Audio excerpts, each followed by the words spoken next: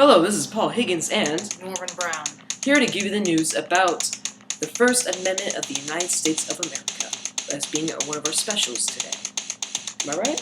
Yes. We will be talking about an important key rule of the society known as the freedom of speech. The freedom of speech is part of the First Amendment, which is personally to me my most favorite and most important to me. What about you? I agree. The First Amendment is composed of the 5 rights that are given to an American citizen, either born here or is a legal immigrant. The freedom of religion, which you can believe in anything you want, so pretty much you can worship a toilet for all we care as a government. But if you are not allowed to do this one thing with this right. You are not allowed to be able to infringe others.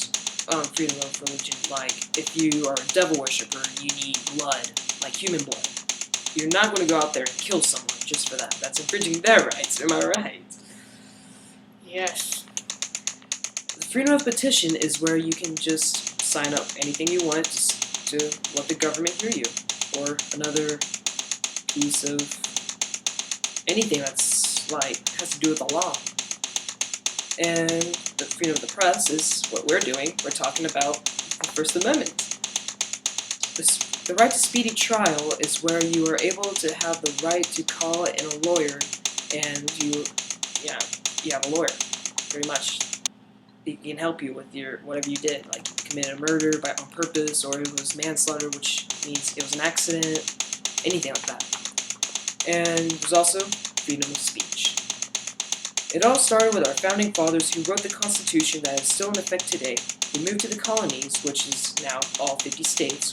Back then it was 13, which I would like to visit if I had a time machine. And they moved there for religious freedom because they were always being persecuted by their rights. And they also, King George III decided, I want to build a church about me, blah, blah, blah, I'm going to do all this junk so I can just get a divorce with my wife, and so yes.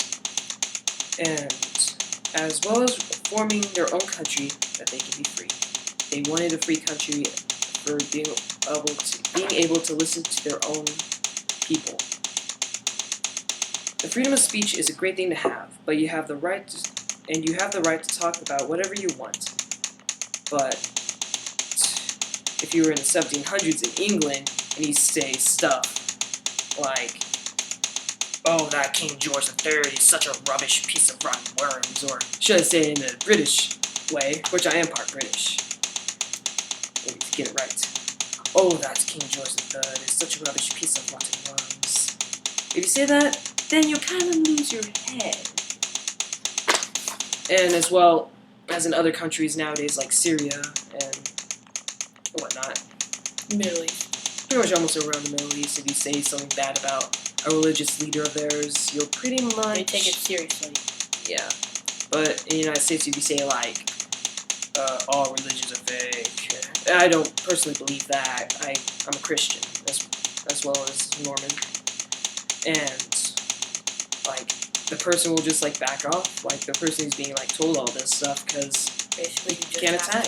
You just have to respect their opinions. Yeah, you have to deal with it. Now, if only I had the sunglasses. So yes, but sadly though, some people like to toy around with the rights, like going to funerals and yelling slander at saddened families. Or just create a flag of some sort, or a holy book, etc. Or preach how evil a kids game is. I'm kind of referring to one certain group of people, but I cannot really mention it right now. But once back in January of 2012, the US government tried to censor the internet's freedom of speech by creating these 2 acts known as SOPA and PIPA. We don't really remember what PIPA stood for, but it has to do with protecting IP addresses, which I guess would be kind of a good idea for us so we won't get hacked. And SOPA stood for Stop Online Piracy Act, which pretty much was self-explanatory by its name. is to stop online piracy. And if these laws are passed, then, like, if you actually broke the law right there, if you, like, made a fan fiction of some sort. About Star Wars. Yeah. Or Star Trek. Yeah, And you could basically use any example. yeah, any example, like, you did a fan fiction of My Little Pony, or I don't know. You'll pretty much just get fined a lot of money, then you'll end up in prison for 5 years, like these people right here. Okay, get in there. The heck? Where am I? You're in jail, son. I'm scared. Well, I'm in jail because I robbed the bank, and then I used all the money, and then I went and murdered people at the theater. What'd you do? All I did was just, I went on this website called fanfiction.net. I just made a My Little Pony fanfiction, and then they just threw me in here. Your crime's worse than mine. It's storming out.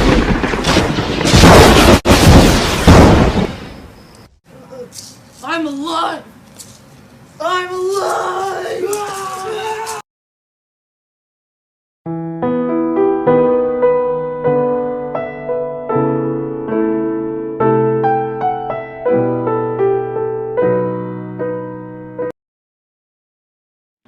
Well, yeah. Sorry for that intervention about Sean Valdez. He was a great member to our family of reporting stuff. He was a great weatherman. Pretty sure he's probably in heaven right now, predicting never sunny.